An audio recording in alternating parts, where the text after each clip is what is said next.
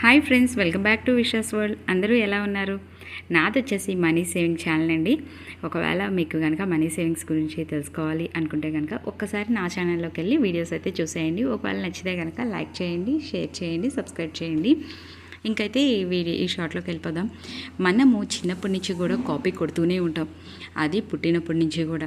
మనము పుట్టిన తర్వాత మనం కనుక చిన్నపిల్లలమైతే మన అక్కల్ని అన్నల్ని చూసి కాపీ చేస్తూ ఉంటాం. అదే కనుక మనమే పెద్దవాళ్ళం అయ్యామనుకోండి, ఇంట్లోని మన అమ్మా నాన్నని చూసి కాపీ చేస్తూ ఉంటాం.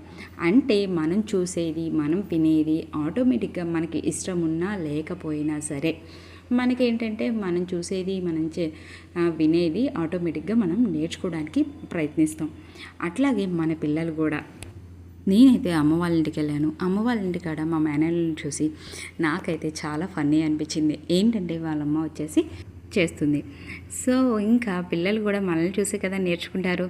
ఇంకా బుడ్డోడు వచ్చేసి ఇంకా ఏ పని చేసినా, హాయ్ ఫ్రెండ్స్, నేను ఇల్లు తుడుస్తున్నాను, ఎలా ఉందో చూడండి, లైక్ చేయండి, షేర్ చేయండి, సబ్స్క్రైబ్ చేయండి అని చెప్తున్నాడు. సో నాకు చాలా ఫన్నీ అనిపించింది. నేను ఫైనల్గా చెప్పదలుచుకుంది ఏంటంటే కనుక మనము పేరెంట్స్గా ఉన్నప్పుడు మనం చేసే ప్రతి పని కూడా మన పిల్లలు ఎక్కడో చోట ఫాలో అవుతూనే ఉంటారు.